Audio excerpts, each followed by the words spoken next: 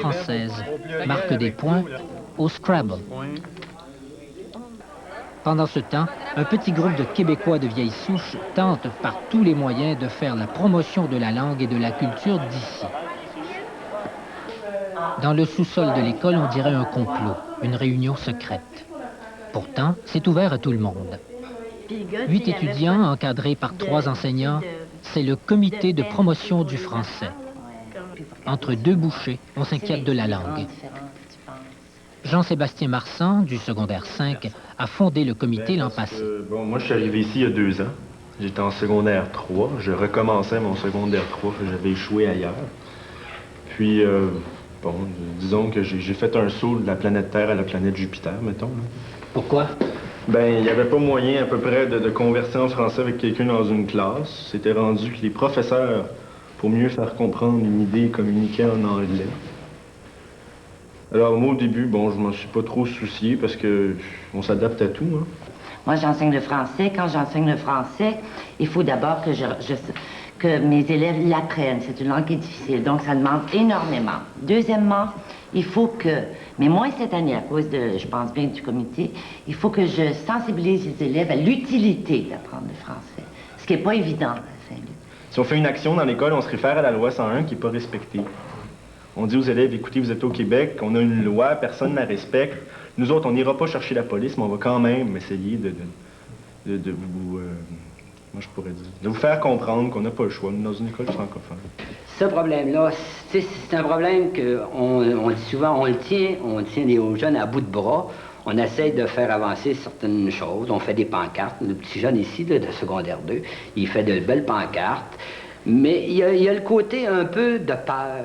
Parce qu'il a peur de quoi? De quoi, par exemple, de se faire achaler par ceux qui ne sont pas d'accord avec lui sur le français. Ça existe dans l'école, hein? Ça existe. Je voudrais pas faire... C'est pas un problème, disons, dramatique, mais ça existe, par exemple. Et je trouve que c'est beaucoup de courage. Les jeunes que tu vois ici autour de la table ce midi, et malgré toutes les colibris qui pourraient se faire donner, ils continuent à venir à nos réunions, puis ils travaillent toujours sur la question du français, puis ils sont convaincus.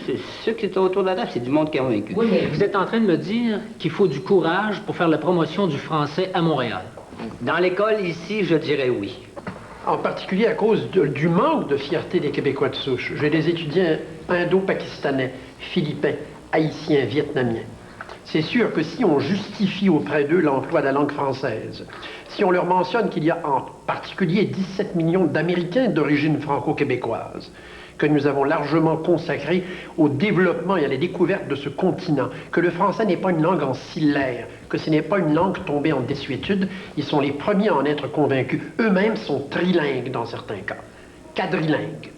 Mais lorsqu'on trouve 2 Québécois, 2 étudiants exemplaires, un garçon et une fille, qui s'expriment en anglais devant nos camarades d'origine étrangère, alors à ce moment-là, eux-mêmes ne comprennent plus rien.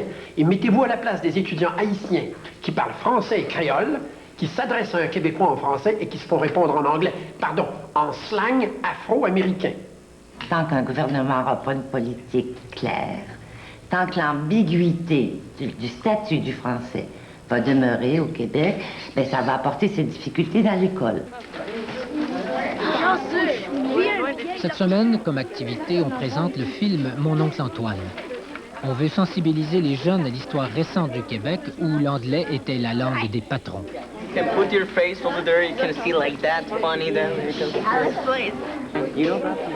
Mais ce n'est pas parce que le français est devenu langue officielle que l'anglais a perdu du terrain.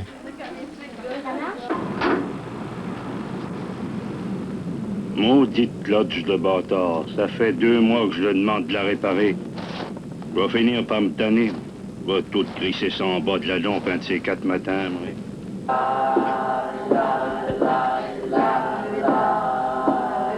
OK, on va essayer de le jouer. 1, 2...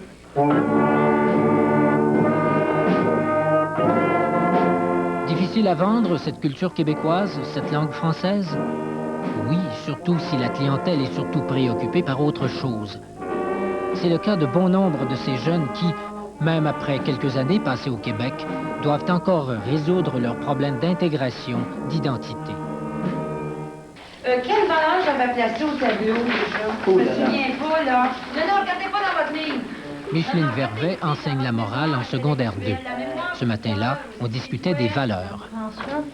On l'a dit, attention, hein, on a 2 oreilles, c'est pour écouter 2 fois plus que pour parler. Mais avec qui vous vivez ça, ces valeurs-là? Mireille? Bon, la famille. Ça, c'est curieux, c'est une valeur qui a pris bien du temps avant de remonter en surface.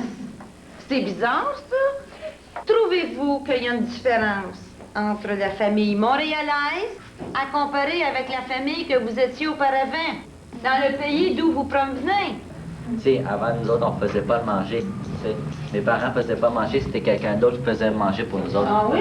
Ouais, mais maintenant qu'on est venu ici, mais on doit se débrouiller nous autres seuls. Tu vois-tu une différence entre la famille, la Colombie, et celle ici au Québec? Ben, c'est que là, dans mon pays, on vit avec les grands-parents puis les oncles, là. Oui. Puis là, ici, on vient, puis tout le monde, ils habitent ailleurs. Ils habitent loin. Ben non, pas si loin que ça.